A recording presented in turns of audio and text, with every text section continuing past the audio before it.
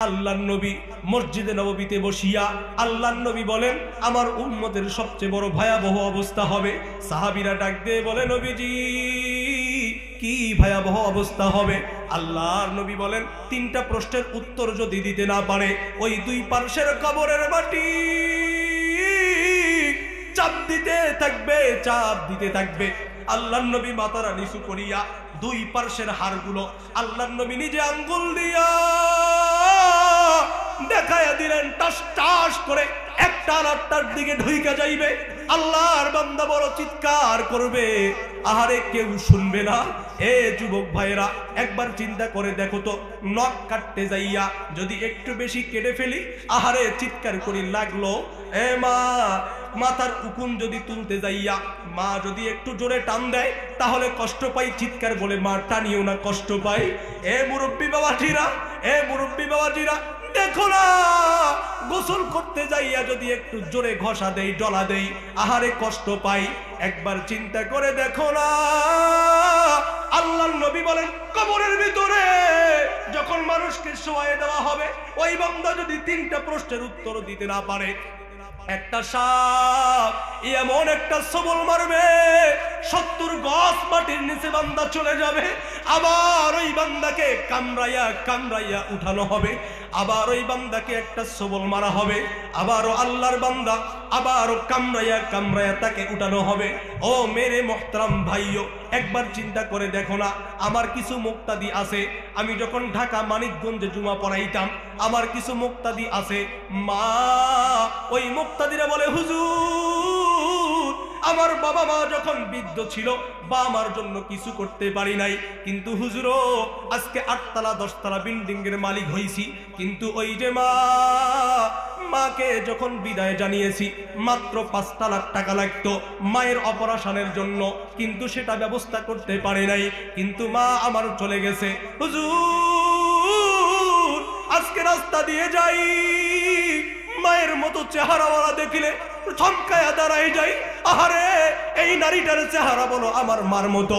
হুজুর আমার বাবার মতো চেহারাওয়ালা লোক দেখলে আমি থমকায়া দাঁড়ায় যাই, আহারে এই লোকটার চেহারা বড় আমার মায়ের মতো, কিন্তু হুজুর আজকে মা ওরে পাই না, বাবারে পাই না। হুজুর যখন শীতের দিন আসে, যখন কম্বল গায়ে দেই, ল্যাপ গায়ে দেই, হুজুর কম্বলের দিকে তাকাই, আহারে কত দামি কম্বল আমি ইউজ করছি। আমার মা, যেই মা আমারে 10 মাস 10 দিন পেটে ধারণ করছে, যেই মা আমাকে 10 মাস 10 দিন এই পেটে উবাইছে, যেই মা প্রসবের যন্ত্রণায় বালটিকা বালটি রক্ত তার লজ্জায় স্থান দিয়ে ঝরাইছে, যেই মা আমার চিৎকার করেছিল কে আসো গো, তোমরা একটু আসো না, আমার মনে হয় আমি বাঁচবো না, আমার গলাটারে একটু ছুরি চালায়া দাও। হুজুর ওই মার জন্য আমি কিছু করতে পারি নাই, এমনও শীতের দিন গেছে মায়ের জন্য একজোড়া মোজাও কিনে দিতে পারি নাই, এমনও শীতের দিন গেছে মায়ের জন্য এক জোড়া জুতাও কিনে দেওয়ার সমর্থ হয় নাই। হুজুর যেই বাবা মাথার ঘাম পায়ে ফেলে পরিশ্রম করে আমাকে মানুষ করছে, হুজুরও যেই বাবা নিতের না খেয়ে আমাদেরকে খাওয়াইছে, যেই বাবা ঈদ উদযাপন করতে যাইয়া পুরাতন লুঙ্গি পরিয়া ঈদের নামাজ পড়ছে, আর প্রতি ঈদে আমি সন্তানের জন্য নতুন কাপড় কোড়াই করে আনছে, হুজুরও পরীক্ষার জন্য বাবার কাছে টাকা চাইছি, বাবা ঋণ করিয়া হইলেও আমার টাকার ব্যবস্থা করছে। আজকে আমি তাকায়া দেখি দামি কম্বলের ভিতরে ঘুমাই, বিল্ডিং এর ভিতরে ঘুমাই, কিন্তু আমার বাবাও নাই, আমার আজকে মাও নাই। আহারে বাবার কি অবদান, যেই বাবা আমার জন্য আপনার জন্য অক্লান্ত পরিশ্রম করেছেন, কথা বলেন ঠিক কিনা?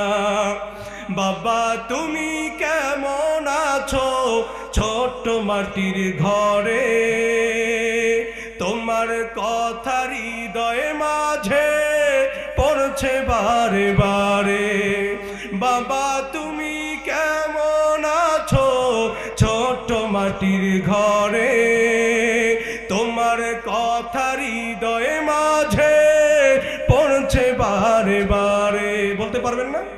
একটু যাদের বাবা নাই মনটা খুলে বলেন, বাবা তুমি কেমন আছো ছোট মাটির ঘরে, তোমার কথা হৃদয় মাঝে পড়ছে বারে বারে। বাবা গো বাবা, বাবা গো বাবা, বাবা তুমি কেমন আছো ছোট মাটির ঘরে, তোমার কথা হৃদয় মাঝে পড়ছে বারে বারে। বাবা গো বাবা, বাবা গো বাবা, কত আদর কত স্নেহ তোমার কাছে পেলাম, সব কিছু হারিয়ে আজকে নিঃস্ব হয়ে গেলাম। কত আদর কত স্নেহ তোমার কাছে পেলাম, সব কিছু হারিয়ে আজকে নিঃস্ব হয়ে গেলাম। ভালোবাসি তোমায় বাবা, বুকটা যে যায় ছিঁড়ে, ভালোবাসি তোমায় বাবা, বুকটা যে যায় ছিঁড়ে, তোমার কথা হৃদয় মাঝে পড়ছে বারে বারে। বাবা গো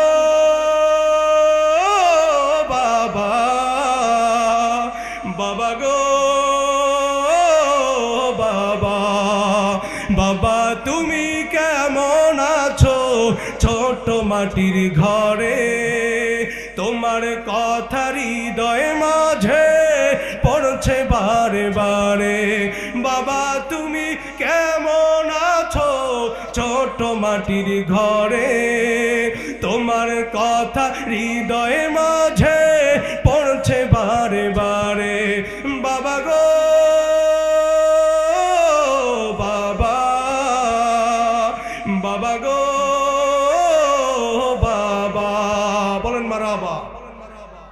বাবাকে ভালোবাসি না ভাই? মেরে মোহতারাম ভাইও, তাহলে আমার আপনার জন্য, আমার বাবা মা আপনার জন্য কি পরিমাণ কষ্ট করেছেন। এই জন্য আজকে যখন আমি মাহফিল শুনতে এসেছি, মাহফিল কমিটি আমাকে যেটা বলেছেন, হুজুর এলাকার সন্তান মা বাবাকে ওইভাবে দেখে না।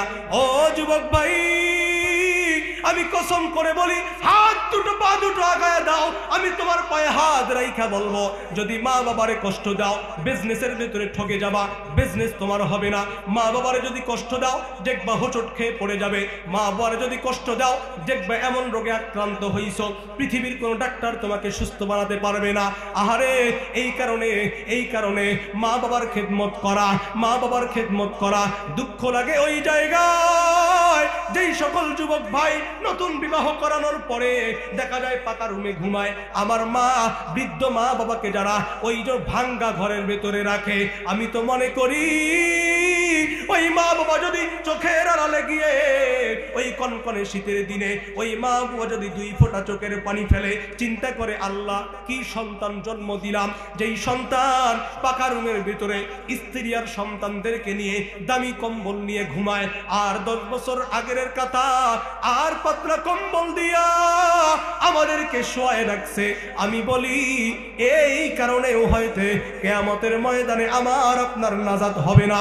ও মেরে মোহতারাম ভাইও, এই কারণে বলি আল্লাহ তাআলা বলেছেন মা বাবার সেবা করা, মা বাবার সঙ্গে উত্তম আচরণ করা। যদি আমি আপনি মা বাবার জন্য সেবা করি, যদি আমি আপনি মা বাবার কাছ থেকে দোয়া নেই, এমনও হবে পারে আল্লাহর নবী বলেন আল জান্নাতু তাহতা আকদামিন উম্মাহাত। আল্লাহর নবী বলেন জান্নাত হলো মা বাবার পায়ের নিচে। আরো জোরে বলেন সুবহানাল্লাহ। ও মেরে মোহতারাম ভাইও, তাহলে কি দরকার? মা বাবার সেবা করা দরকার। আহারে মা বাবার সেবা কেমনে করতে হবে?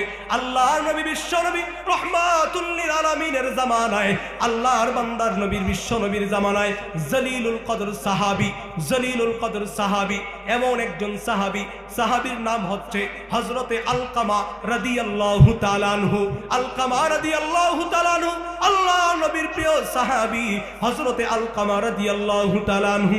হযরতে আলকামা অসুস্থ হইতে হইতে দিন যায়, সপ্তাহ যায়, মাস যায়, বছর যায়। হযরতে আলকামা বিছানার সঙ্গে শুয়ে পড়েছে। আলকামার শরীর আর বিছানার পিঠ একসঙ্গে লেগে গেছে।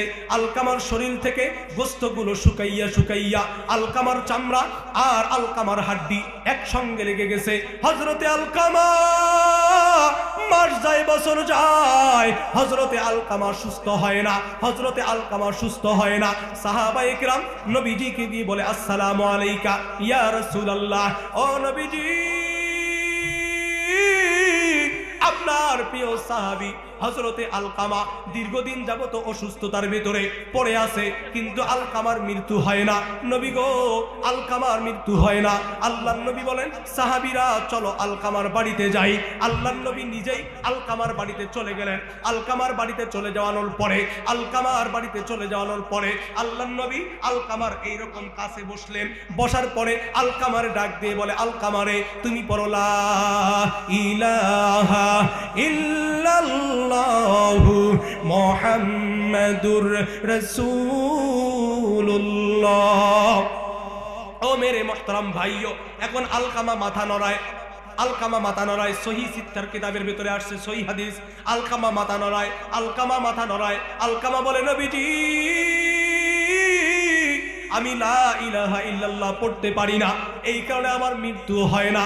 আলকামা এই দৃশ্য দেখিয়া নবীজি বুঝতে পারলেন আলকামার চোখ বেয়ে বেয়ে পানি পড়ছে। আলকামা মাথা নড়াচ্ছে, নবী গো, আমি পড়তে পারছি না। আল্লাহর নবী ডাক দিয়ে বলে, এ সাহাবী, আলকামার দুনিয়াতে কে বেঁচে আছে? একজন সাহাবী বলে, ইয়া রাসূলুল্লাহ, আলকামার মা বেঁচে আছে। বলে, আলকামার মারে ডাকো। আলকামার মারে ডাকা হইল। আলকামার মারে ডাক দিয়ে বলে, মা, তোমার সন্তান কালেমা পড়তে পারে না কেন? তুমি বলো তোমার সন্তান কি অপরাধ করছে? আলকামার মা ডাক দিয়ে বলে, হুজুর, আমি কি বলবো? আলকামা আমার সন্তান, 10 মাস 10 দিন গর্ভে ধারণ করছি। আলকামার পায়খানা প্রসাব পরিষ্কার করছি, খাওয়াইয়া আলকামারে বড় করছি। নবীজি, আলকামারে বড় করছি আমি, কিন্তু এই আলকামা বড় হওয়ার পরে আমার কথা মানে না। আলকামা আমার সঙ্গে বেয়াদবি করছে, আমার চোখ দিয়ে পানি বের হয়ে গেছে। আমি আল্লাহর কাছে নালিশ করেছি, মালিক, যেই সন্তান রে এত কষ্ট করলাম, এই সন্তান আমারে কষ্ট দিল। আল্লাহ গো, কিয়ামতের ময়দানে আমি এই সন্তানরে মাফ করব না। এই কথা বলিয়া আমি আল্লাহর বিচার দিয়েছি। এই কথা বলার সঙ্গে সঙ্গে নবীজি জিহ্বায় কামড় দিয়েছেন। আল্লাহু আকবার। নবী জিহ্বায় কামড় দিয়ে বলে, এ সাহাবীরা, আলকামার এখন কি অবস্থা হবে? আলকামার তো এইভাবে জান যাবে না। আলকামার কি করার দরকার? আল্লাহর নবীজি আলকামার মাকে ডাক দিয়ে বলে, মা, তোমার সন্তানকে তুমি যদি মাফ না করো, ধুকে তোমার সন্তান এইভাবে মারা যাবেনি। তোমার সন্তানের শরীর থেকে গোশতগুলো শুকে গেছে, তুমি তোমার সন্তানকে মাফ করিয়া দাও। আলকামার মা বলে, না না না না, আমি মাফ করে দিতে পারবো না। ও মেরে মোহতারাম ভাইও, একটা পর্যায়ে যাইয়া আল্লাহর নবী রাগান্বিত হইলেন। আল্লাহর নবী ডাক দিয়ে বলে, সাহাবী, লাকড়ি জামায়াত করো। সাহাবীরা ডাক দিয়ে বলে, নবী গো, লাকড়ি জামায়াত কেন করব? আল্লাহর নবী ডাক দিয়ে বলে, ওই সাহাবীরা, লাকড়ি জামায়াত করো কারণ আলকামার মৃত্যু হবে না, কারণ আলকামার প্রতি আলকামার মার মন খারাপ আছে, আলকামার প্রতি আলকামার মা অসন্তুষ্ট আছে। এ সাহাবী, তোমরা লাকড়ি জামায়াত করো, আলকামারে আগুন দিয়ে পুড়ায় ফেলতে হবে। সাহাবীরা লাকড়ি জামায়াত করছে। হাদিসের মধ্যে আসছে, সাহাবীরা লাকড়ি জামায়াত করছে, নবীজি আগুন জ্বালায় দিয়েছে। আলকামার 4 জন সাহাবী হাত ধরছে, পা ধরছে, আলকামারে নিয়ে আসতেছে। আলকামার এই দৃশ্য দেখা আলকামার মা চিন্তা করতেছেন, আল্লাহ, যেই সন্তানরে 10 মাস 10 দিন গর্ভে ধারণ করলাম, যেই সন্তানরে খাওয়াইয়া খাওয়াইয়া মানুষ করলাম, যেই সন্তানের জন্য আমি নিজের সুখকে বিসর্জন দিয়া এই সন্তানের সুখের চিন্তা করলাম, এ মালিক, এই সন্তান আমার চোখের সামনে আজকে আগুন দিয়ে পুড়ায় ফেলা লাগতেছে। আল্লাহ গো, আমি এই সন্তানরে মাফ করবার চাই। ডাক দিয়ে বলে, নবীজি একবার শোনেন না, আমি আমার সন্তান আলকামারে মাফ করবার চাই। আল্লাহর নবী বলে, মা গো, আপনি কি আলকামারে মাফ করছেননি? মা বলে, হ্যাঁ হ্যাঁ হ্যাঁ, আমি আলকামারে মাফ করে দিয়েছি। নবীজি বলে, সাহাবী দৌড়াই আলকামার কাছে যাও, দেখো না আলকামা কালেমা পড়তে পারেনি। সাহাবী বর্ণনা করে, আল্লাহর নবী যেমনে বলেছেন, আমি একটা দৌড় দিয়ে রুমের ভেতরে ঢুকছি। রুমে ঢোকার সঙ্গে সঙ্গে দেখতেছি আলকামার মুখ থেকে বের হয়েছে, লা ইলাহা ইল্লাল্লাহু মুহাম্মাদুর রাসূলুল্লাহ। জোরে বলেন সাল্লাল্লাহু আলাইহি ওয়াসাল্লাম। ও মেরে মোহতারাম ভাইও, আমি আগেই বলেছি আমি একজন আলেমের সন্তান। আমি কোরআন এবং সহিহ হাদিস থেকে কথা বলছি। মুসলিম শরীফের ভেতরে এই হাদিস আসছে, হযরতে আলকামার মুখ থেকে সঙ্গে সঙ্গে কালেমা উচ্চারণ হইল। আলেম আলকামার সঙ্গে সঙ্গে মৃত্যু হয়ে গেল। নবীজি বর্ণনা করেন, এ সাহাবীরা, এখান থেকে শিক্ষা গ্রহণ করো। কোন ব্যক্তির যদি, কোন সন্তানের যদি মা বাবা শব্দ পায়, মা বাবা যদি চোখে আড়ালে গিয়ে 2 ফোঁটা চোখের পানি ফেলে, ওই সন্তান হাজী হোক, ওই সন্তান মুফতি হোক, ওই সন্তান আলেম হোক, ওই সন্তান গাজী হোক, ওই সন্তান মেম্বার হোক, ওই সন্তান এমপি হোক, ওই সন্তান চেয়ারম্যান হোক, ওই সন্তান মন্ত্রী হোক, কেমন হয় না হোক না, তারপরে ওই সন্তানের কোন সেজদা আল্লাহর দরবারে কবুল হবে না। কথা বলেন ঠিক কিনা? ও মেরে মোহতারাম ভাইও, মাত্র আর আপনাদেরকে 10টা মিনিট টাইম নেব। আমি একটা চাক্ষুষ ঘটনা বলছি। আমি যখন ঢাকা শহরে যাত্রাবাড়িতে পড়ি, 2013 সাল, 6 সাল, 2013 সালের ভেতরে, যেহেতু আমার বাড়ি হলো জলঢাকা, আর জলঢাকা থেকে আপনার বুড়িমারি কিন্তু বেশি দূর না।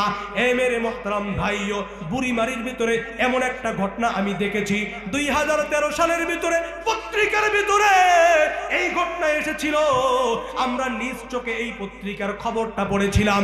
2013 সালের ভিতরে ওই পত্রিকার ভিতরে ঘটনাটা পেয়েছিলাম।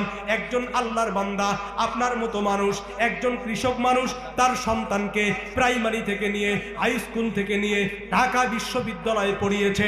সন্তান এবার বড় একজন অফিসার হয়েছে, রিলেশন করে বিয়ে করছে। বিয়ে করানোর পরে ঢাকা শহরের বড় একজন অফিসার হয়েছে। আল্লাহর বান্দা স্ত্রী সন্তানদেরকে নিয়ে ঢাকা শহরের ভিতরে বাড়ি করছে, গাড়ি করছে। কিন্তু রিলেশন করে এই বড় লোকের মাইয়াকে বিয়ে করার কারণে মেয়েটা বড় দিনদার ছিল না। দিনদার না থাকার কারণে পত্রিকার 2013 সালের পত্রিকার ঘটনা, আমি তখন মিশকাত জামাতে পড়ি, মিশকাত জামাত যাত্রাবাড়িতে পড়ি। 2013 সালের ঘটনা বলছি। তৎকালীন জামানায় ওই সময় ওই পত্রিকার ভেতরে আসছে, বা সন্তান এবার বড় লোক, এবার অনেক বড় অফিসার, বাড়ি করছে, গাড়ি করছে। কিন্তু যেই বাবা মাথার ঘাম পায়ে ফেলে পরিশ্রম করে করিয়া, যেই বাবা অন্যের খেতে কাজ করিয়া সন্তানকে ঢাকা ইউনিভার্সিটিতে পড়িয়েছে, সন্তানদের দিন না থাকার কারণে, ইসলাম না থাকার কারণে, সহি আমল তার ভিতরে না থাকার কারণে সন্তান মা বাবারে ভুইলা গেছে।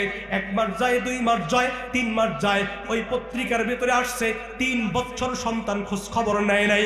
3 বছর পরে হঠাৎ করে একদিন চাচার দেখা হয়েছে রাস্তার ভিতরে। দেখতেছেন চাচা হাইটা হাইটা যাইতেছে ঢাকা শহরের ভেতরে। চাচাকে সালাম দিয়েছে, চাচা কেমন আছেন? বলে, সন্তান তুমি আমারে খোঁজ খবর নিচ্ছ?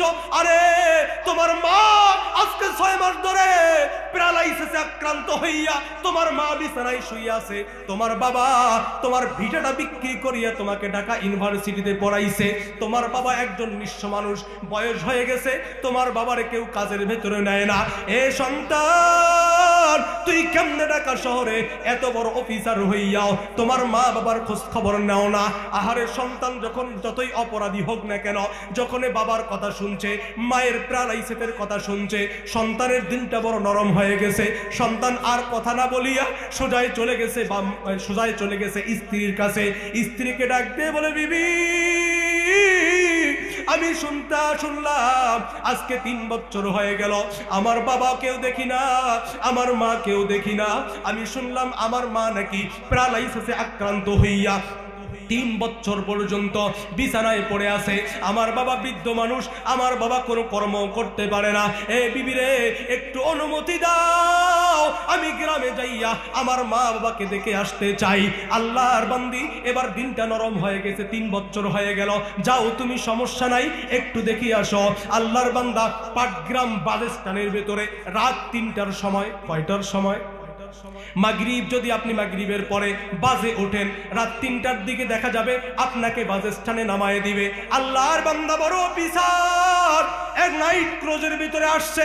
আসানোর পরে রাত 3টার দিকে যখন ওই বাজে স্থানের ভিতরে নামছে, আল্লাহর বান্দা নামানোর সঙ্গে সঙ্গে চতুর সাইড দিয়ে দেখে কনকনে শীতের দিন, কুয়াশা আচ্ছন্ন, কিচ্ছুই দেখা যায় না। কিন্তু দেখা যায় একটা গাছের নিচে একজন বৃদ্ধ মানুষ রিকশা লইয়া, বৃদ্ধ মানুষটি রিকশা লইয়া, মাফলার পেঁচাইয়া, চোখ দুটো বের করা, একটা বাংলা রিকশা লইয়া আল্লাহর বান্দা রিকশার উপরে কনকনে শীতের ভেতরে কাঁপতেছে।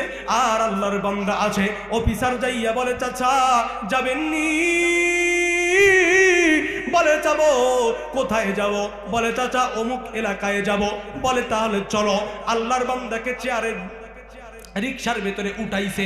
উঠানোর পরে মাফলার পেছানো, আল্লাহর বান্দা চোখ দুটো বের করা, রিকশার ভেতরে উঠানোর পরে ভালো করে যখন আলোর কাছে আসছে, দেখতেছে সন্তানের মতো চেহারার রং, কিন্তু আগের চাইতে অনেক সুন্দর হয়েছে। তাকাইয়া দেখে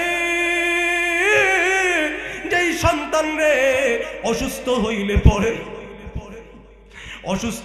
পরে যেই সন্তান রে কাঁধে লইয়া দৌড় দিয়ে একটা হাসপাতালে যাইতাম, আর ডাক্তার রে বলতাম, ডাক্তার আমার একমাত্র কলিজার টুকরা সন্তান, যেই সন্তান যদি অসুস্থ হয় আমি সারা রাত ঘুমাই না।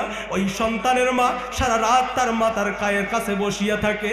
যেই সন্তান রে প্রাইমারি পড়ার জন্য সন্তান রে কাঁধে লইয়া যাইতাম, প্রাইমারি ছুটি হইলে যেই সন্তান রে কাঁধে লইয়া আবার বাড়িতে আসতাম। এ যুবক ভাই, যদি মা বাবারে কষ্ট দিয়ে থাকো, এই ঘটনা থেকে শিক্ষা গ্রহণ করো, আর আমার পঠিত হাদিস থেকে শিক্ষা গ্রহণ করো। আল্লাহর বান্দা বলে, তাকাইয়া দেখি যেই সন্তান রে ইউনিভার্সিটিতে পড়াইতে যাইয়া বলেছিল, বাবা আমার অনেক টাকার দরকার, ভিটাটা ছিল, ভিটাটা বিক্রি করে দিয়া আশ্রাউনে সরকারি স্থানে যাইয়া সরকারি ঘরের ভিতরে বসবাস করছি। দেখতেছি আমার ওই অফিসার আমার ওই রিকশার ভিতরে উঠিয়া বসিয়া আছে। বাবার এই কথাগুলো বলতেছে, আর বাবার বুকটা বড় ফাইটা যাইতেছে। আহারে দুঃখে কষ্টে বাবা চোখের পানি ফেলিতেছে। বৃদ্ধ মানুষ কনকনে শীতের দিনে পেটেল মারতে পারে না। পিছন দিক দিয়ে সন্তান একটা ধাক্কা দিয়ে বলে, চাচা এই অত রাত্রির ভিতরে কেন রিকশা লইয়া বের হইছো? তুমি যখন রিকশা চালাইতেই পারো না, তোমার কি এতই অভাব? এই কথা বলার সঙ্গে সঙ্গে চাচা আর দেরি করে নাই, চাচা আর কষ্ট সহ্য করতে পারে নাই, ডাক দিয়ে বলে, স্যার আপনার কাছে লাইট আসেনি? বলে, হ্যাঁ আমার কাছে মোবাইল আছে। বলে, স্যার আমার একটু দেখেন তো, চিনতে পারেননি? আল্লাহর বান্দা এবার বাড়ির কাছাকাছি চলে গেছে অলরেডি। আল্লাহর বান্দা আস্তে আস্তে করিয়া মাফলারটা খোলে, আর খুলিয়া ডাক দিয়ে বলে, স্যার দেখেন দি আমারে চেনেননি? আল্লাহর বান্দা দেখে, আল্লাহর বান্দা এবার আস্তে আস্তে মাফলারটা সরায় দেয়। সরায় দিতে দিতে দেখতেছে এটা কোনো ব্যক্তি নয়, এটা কোনো চাচা নয়। যেই চাচা আমারে প্রাইমারিতে পড়াইছে, যেই চাচা আমার ট্রিটমেন্টের জন্য বন্ধু বান্ধবের অগ্রিম টাকা নিয়ে তারপরের দিন কাজ করেছে, যেই চাচা আমাকে ইউনিভার্সিটিতে পড়াইতে যাইয়া নিজের ভিটাও বিক্রি করে দিয়েছে, ওই চাচা আজকে রাত 3টার দিকে কনকনে শীতের দিনে ওই চাচা অর্থাৎ আমার বৃদ্ধ বাবা রিকশা লইয়া বের হইছে, বাবাকে সঙ্গে সঙ্গে জড়ায়া ধরছে। মুহূর্তের ভিতরে হাউ মাউ করে মা বাবা এবং সন্তান দুইজনে কান্না আরম্ভ করে দিয়েছে। লোকে জড়ো হয়ে গেছে। গ্রামের লোকেরা বলে হঠাৎ রাত 3টার দিকে এখানে কান্না করে কে? তাকাইয়া দেখে আহারে কেউ কান্না করে না, সন্তানে বাবায়। এবার সন্তান বলে বাবা আমার বড় ভুল হয়ে গেছে। বাবা ডাক দিয়ে বলে সন্তান তুই হলি আমার কলিজার টুকুরা সন্তান, তুই যদি হাজারো অপরাধ করো আমি বাবা হইয়াও তুমি যদি আমার কোলে একবার আসো আমার জীবনের সমস্ত কষ্ট দুঃখ গুলো মুছে যাইয়া আমি সন্তানরে তোমার কোলে টানতে চাই। ও মেরে মোহতারাম ভাইও, এই কারণে বলি যারা আমরা পড়াশোনা করি আমাদের বাবা মা আছে, বাবার সেবা করব, মা আছে মায়ের সেবা করব। মা বাবার সেবা করিয়া যদি একবার একটা সিজদায় পড়িয়া যদি মা 2 ফোঁটা চোখের পানি ফেলিয়া যদি মা বলে আমার সন্তানটা বড় দিনদার, আমার সন্তানটা আমার সেবা করে, আমার সন্তানটা আমারে খেদমত করে, আল্লাহ গো আমার সন্তানটার তুমি মাফ করিয়া দাও। কসম করে বলি বাইজিদ বাস্তামি রহমতুল্লাহি আলাইহি এক বৈঠকের ভিতরে 40,000 মানুষ কালেমা গ্রহণ করেছে, অমুসলিম থেকে ইসলাম ধর্ম গ্রহণ করেছে। বাইজিদ বাস্তামি বাড়িতে যাইয়া মাকে বলে মা আমার বয়ানের ভিতরে 40,000 মানুষ কালেমা গ্রহণ করেছে। বাইজিদ বাস্তামির মা ডাক দিয়ে বলে বাইজিদ তুমি এটার ক্রেডিট করিও না, এটার ক্রেডিট তো আমি করব। বাইজিদ বলে মা কি ক্রেডিট তোমার? বলে বাইজিদ রে আমি যেদিন তোমাকে দুধ পান করাই এমন কোনো দিন নাই, এমন কোনো সেকেন্ড নাই, এমন কোনো মুহূর্ত নাই বাইজিদ আমি তোমাকে যখন দুধ পান করাই তখন আমি জিকির করেছি বিনা উজুতে, আমি কোনো দিন বাইজিদ তোমারে দুধ পান করাই নাই। আজকের মারা কি করে? আজকের মারা কি করে? মারা কি করে ভাই? আজকের মারা বাচ্চাকে দুধ খাওয়ায়, টেলিভিশন দেখে, নাটক দেখে, সিনেমা দেখে। এই কারণে দেখা যায় সন্তান বড় হওয়ার পরে লাথি মাইরা বাড়ির থেকে বের করে দেয়, আছে না নাই? এই জন্য মারা বোনেরা আপনারা যদি আপনাদের সন্তানের ওছিলায় যদি শান্তি পেতে চান নিঃসন্দেহে মাকে ভালো হতে হবে, বাবাকে ভালো হতে হবে। মা বাবা যদি ভালো হয় নিঃসন্দেহে ওই সন্তানও ভালো হবে, ঠিক কিনা? বাংলাদেশে 95% মুসলমান বসবাস করে, সেই দেশে মানুষের ন্যায্য অধিকার আমরা ফিরাই পাচ্ছি না। বীর আবু সাইদ আমাদের জন্য 18 কোটি মানুষের ন্যায্য অধিকার ফিরাই দেওয়ার জন্য, বীর আবু সাইদ আমাদের ন্যায্য অধিকার ফিরাই দেওয়ার জন্য রাস্তার মাঝখানে দাঁড়িয়ে বুক টান টান করে বীর আবু সাইদ কালো রক্ত পিসকে নিজের রক্ত দিয়ে লালে রক্তত্ব বানিয়ে বীর আবু সাইদ আমাদের ন্যায্য অধিকার ফিরাই দিয়েছে। আমি এই পীরগঞ্জ থেকে প্রতিজ্ঞা নিতে চাই বীর আবু সাইদের সঙ্গে আমরা গাদ্দারি করতে চাই না। কথা বলেন ঠিক কিনা? বাংলাদেশের 56,000 বর্গ মাইল টেকনাফ থেকে তেতুলিয়া, রূপসা থেকে পাতুরিয়া, বাংলাদেশে 56,000 বর্গ মাইল এই রক্ষা করার জন্য বীর আবু সাইদের মতো যদি আমাদেরকে আবার রক্ত দিতে হয়, জীবন দিতে হয়, কারা কারা দিয়েছেন দুটো হাত আল্লাহকে দেখায় দেয়। লিল্লাহে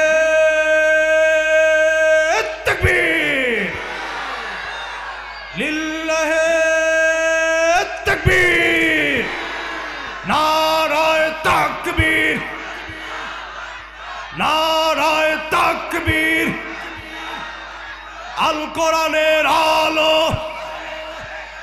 আল হাদিসের আলো, কোরআন ও হাদিস যেখানে, কোরআন ও হাদিস যেখানে, ওলামা ইকরাম যেখানে, ইসলাম আর মুসলমান যেখানে। দীর্ঘ 17টি বছর আমরা ধৈর্য ধারণ করেছি। আলহামদুলিল্লাহ আমাদের উপর থেকে স্বৈরাচার পিছন দরজা দিয়ে পালিয়ে গেছে। কথা বলেন ঠিক কিনা?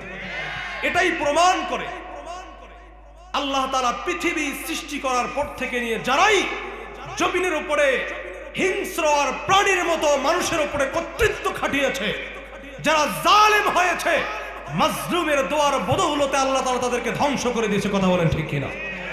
আমরা বিগত 17 বছর নয় 53 বছরের পালা বদল আমরা দেখেছি। আমরা ন্যাশনালিজম দেখেছি, কমিউনিজম দেখেছি, সেকুলারিজম দেখেছি, আমরা বাবার শাসন দেখেছি, কন্যার শাসন দেখেছি। এই পীরগঞ্জ থেকে রাত 12টার দিকে প্রতিজ্ঞা নিতে চাই, একটি বারের জন্য হলেও, এক মুহূর্তের জন্য হলেও পার্লামেন্টে কোরআন দিয়ে দেশ গড়াবার জন্য প্রতিজ্ঞা নিতে চাই। কারা কারা রাজি আছেন দুটো হাত আল্লাহকে দেখায় দেয়। আর আমরা তো হলাম উমরের উত্তরসূরি। হযরতে উমর যুদ্ধের ময়দানে গেছেন, সাহাবায়ে কেরামদের যুদ্ধের ময়দানে কাতার সারিবদ্ধ হচ্ছে, কাফেররা ওদিক দিয়ে সারিবদ্ধ হচ্ছে। হযরত উমর বলে, ইয়া রাসূলুল্লাহ, আমাকে একটা মাসআলা বলেন তো। হযরত উমর, আল্লাহ রাসূল বলে, কি মাসআলা? বলে, ইয়া রাসূলুল্লাহ, আমি যুদ্ধ করতে আসছি ইসলামের জন্য, আমি যদি এখানে মারা যাই তাহলে আমার স্থান কোথায় হবে? বলে, জান্নাতে হবে। বলে, ইয়া রাসূলুল্লাহ, আমার বিরুদ্ধে যারা যুদ্ধ করতে আসছে, মুসলমানদেরকে মারার জন্য আসছে, এরা যদি এখানে মারা যায় স্থান কোথায় হবে? রাসূল বলে, জাহান্নামে। বলে, ইয়া রাসূলুল্লাহ, আমি মাসআলা বুঝি না, আমার মাথায় ধরে না, যারা মৃত্যুবরণ করলে জাহান্নামে যাবে, তারা যদি মাঠ থেকে পলায় না যায়, তারা যদি আমার দিকে সামনে অগ্রসর হয়, আমি উমর কথা দিচ্ছি, ততক্ষণ পর্যন্ত ইসলামের পতাকা পথ করে উত্তোলন হবে না, ততদিন পর্যন্ত মক্কা মদিনায় ইসলামী হুকুমত কায়েম হবে না।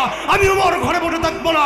পীরগঞ্জের ভাইয়েরা, আমি প্রতিজ্ঞা নিতে চাই, বাংলার জমিনে সংসদ ভবনে ততক্ষণ পর্যন্ত ইসলামের পতাকা পথ করে উত্তোলন হবে না, ততদিন পর্যন্ত সংসদে কোরআনের হুকুম রাষ্ট্র কায়েম হবে না, ততদিন পর্যন্ত ইসলাম আর মুসলমানদের সঙ্গে আলেম ওলামা ইকরামের হাতকে শক্তিশালী করার জন্য রাজি আছি। কে কে দুটো হাত আল্লাহকে দেখায় দেই। লিল্লাহে তাকবীর। আরো জোরে নারায়ে তাকবীর, নারায়ে তাকবীর। আল কোরআনের আলো। দেশ স্বাধীন হয়েছে বটে, দেশ স্বাধীন হয়েছে বটে, কিন্তু স্বৈরাচার দিল্লিতে বসে এখনো পর্যন্ত দেশকে নিয়ে সিনেমিনি খেলতে চাচ্ছে। দেশ স্বাধীন হয়েছে বটে, স্বৈরাচার দিল্লিতে বসে কখনো বিভিন্ন ধরনের একটা করে গ্রুপকে নামাই দিয়ে দেশকে অশান্তের ছায়াতলে নিতে চায়, দেশকে আবার একটা স্বৈরাচারের দোসরদের মাধ্যমে স্বৈরাচার আবার আসতে চায়। আমি বলি, তোমরা যতই ইসকন আর ফিসকন দিয়ে বাংলাদেশে একটা স্বৈরাচারী মনোভাব তৈরি করো না কেন, বাংলাদেশের মুসলমান দীর্ঘ 17 বছর তোমাদেরকে চিনে ফেলেছে। কথা বলেন ঠিক কিনা? আমরা কোনো স্বৈরাচার দেখতে চাই না, আমরা কোনো স্বৈরাচার দেখতে চাই না, আমরা কোনো খুনি দেখতে চাই না। আগামীতে ইসলামী আন্দোলনের মাধ্যমে বাংলাদেশ কায়েম হবে। কথা বলেন ঠিক কিনা? আমরা কোনো লাল চক্ষুকে ভয় পাই না, কোনো ডাকাতকে ভয় পাই না। আমরা ইসলামী আন্দোলন করি, তাজিমাত তাহাজ্জুম করি, ওলামা ইকরামকে ভালোবাসি। আমরা মুসলমান, বাংলাদেশে ইসলামী হুকুমতের মাধ্যমে রাষ্ট্র ক্ষমতায় একমাত্র আগামীতে ওলামা ইকরামরাই নেতৃত্ব দিবে। কথা বলেন ঠিক কিনা? দুঃখ, যেই মসজিদ থেকে ওলামা ইকরাম খুতবার মাধ্যমে, যেই মসজিদে বসে ওলামা ইকরাম খুতবার মাধ্যমে আমাদেরকে ইসলামের কথা বলবে, আজকে মসজিদের ছাদ নাই। কথা বলেন, কথা কি খারাপ বললাম ভাই? এটা আমাদের জন্য দুঃখজনক। কারণ একটা মসজিদ, আল্লাহর রাসূল স্পষ্ট বলেছেন, মান বানা লিল্লাহি মসজিদান বানাল্লাহু লাহু বাইতান ফিল জান্নাহ। আরে দুনিয়াতে বাড়ি করেছো, এটা কাজে লাগবে না। বিল্ডিং বানিয়েছো, এটা কাজে আসবে না। স্ত্রীকে সোনা গয়না, সোনা রূপা যা কিনে দিয়েছো, এটা কাজে আসবে না। বরঞ্চ যে যার সন্তানের জন্য যত বেশি রেখে যায়, তার সন্তান তত বেশি উচ্ছৃঙ্খল হয়। আল্লাহ বলেন, বান্দা, তুমি যদি আমি আল্লাহর কাছে ছোট্ট একটা জান্নাত পেতে চাও, কত বড় জান্নাত?